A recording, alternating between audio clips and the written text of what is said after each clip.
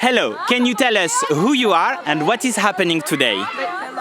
Vai jūs varat pastāstīt, kas jūs esat un kas notiek apkārt? Es esmu Rimūdas vidusskolas direktore, un šodien mēs šeit esam pulcējušies, lai novāktu kartupeļu ražu, noslēdzot projektu Skolas dobe. Can you tell us how the project started and what motivated the kids throughout the year? Vai jūs varat pastāstīt, kā projekts sākās un kas motivē bērnus visu gadu garumā to darīt? Projekts sākās īstenībā tikai pavasarī, tad, kad tika iestādītas pupas un kartupeļi. Iesaistījāmies projektā kopā ar saimnieci Rūtu Beiroti un lauku atbalsta dienestu, ja es nekļūdos. Bet motivēja bērni ir ieinteresēti aktīvi darboties. Jūs redzat, te viss ir skaļi, trokšņaini un bērniem tas patīk. Un Dašs Labs pirmo reizi baudīja tādu ceptu kartupeļu ugunskurā, tā kā viss ir laimīgi, man šķiet. We know it's a competition between 4 different schools. Do you see more collaboration, more awareness, more communication between the schools because of this project? Viņš zina, ka šis projekts ir starp 4 dažādām skolām. Vai jūs redzat vairāk kolaborāciju, sadarbību un par savstarpēju tādu palīdzību starp šīm skolām šī projekta laikā, pateicoties šim? Nu, drīzāk tā ir tāda sacensība. Tā ir sacensība, kuram kā veiksies. Un, mums tāda maza bāža, ka mums varbūt nav tik labi veicies. Bet tā sadarbība ir tādā direktora līmenī aprunājoties, kā jums aug, kā mums aug, kā izdodas, kā neizdodas. Bet tā ir tāda forša konkurence skolēnu klašu starpā.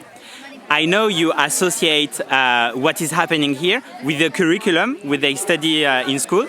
Do you see a difference between how they behaved before the project and after you started this project? Are they more curious about nature? What happened after this project? Tā kā šis ir arī tādas izglītojošas tēras ietvaros, vai jūs redzat, kā bērniem mainījās kaut kāda interese par dabu, par vispār audzēšanu un tā tālāk pirms projekta un pēc projekta? Kopumā mūsu bērni ir lauku bērni. Ja, viņi nāk no mājām, no saimniecībām, kurām lielai daļai arī ir savi dārziņi, ir kartupeļu lauki, bet daudziem tas bija kaut kas jauns, gan kartupeļu stādīšana, gan laistīšana, gan arī tagad novākšana, skatīšanās, kā tas kartupeļs tur ir no viena izaudzis vesels puduriņš kartupeļu, tā kā tas ir kaut kas jauns arī daudziem bērniem. And as a conclusion, is there something that you learned that is really important that you can share with all teachers and all schools throughout Europe and the world to be implemented elsewhere? Vai ir arī kaut kas tāds, ko jūs šī projekta ietvaros iemācījāties un varat pastāstīt, secināt, padalīties ar citām skolām vispār visā pasaulē un Eiropas Savienībā īpaši? Kopumā droši vien bērni iemācījās sadarboties. Viņi māk, protams, sadarboties, bet šeit visai klasē kopā jāietilpst tai vienā kastītē ar saviem kartupeļiem. Katram kartupelim ir jāatrod sava vieta. Man šķiet, tā ir tāda laba mācība sadarboties. Tāpat novākšanā tikko arī dzen visiem gan tikt šī sava kartupelīša novākt, atrast, palīdzēt viens otram. Es domāju, ka tā ir tā mācība, ka tā ir prasme sadarboties, kas droši vien ir nepieciešama visā pasaulē. Prasme sadarboties, saprasties. Un ir kāds ieteikums, ko dot tām skolām, lai būtu tik forši?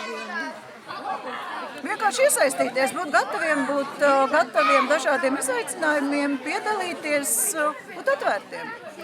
And today you are welcoming a group of Erasmus young people from all over Europe. How was the interaction with the kids? Were they curious, shy, wanting to share what they learned? How was today's encounter? Tātad šodien jūs uzņemat pie sevis arī Erasmus cilvēkus no daudz dažādām valstīm.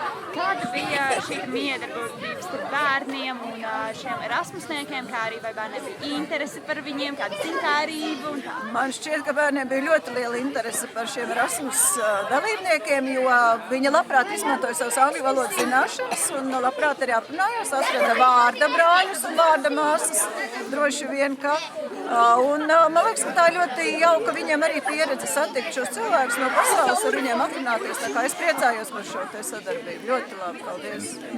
And my last question, because you have this project with potatoes and garden and weighting them and doing this science experiment, what kind of next projects do you want to implement in the future with this school and with those kids to facilitate their learning? šis viņa pēdējais jautājums.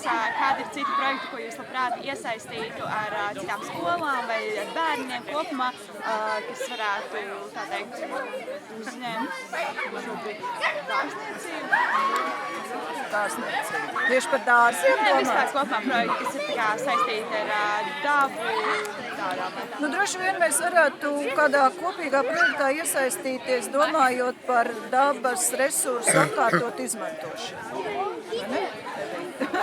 Teacher. Jā, par dabas resursu atkārtotu izmantošanu, prasmi gan saudzēt dabu, rūpēties par dabu un domājot par to otrreizējo pārstrādi un izmantošanu.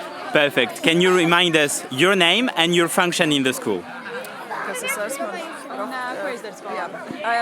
My name is Danuta Staka and I am principal of school, Krimulda Secondary School. Thank you so much. Thank you.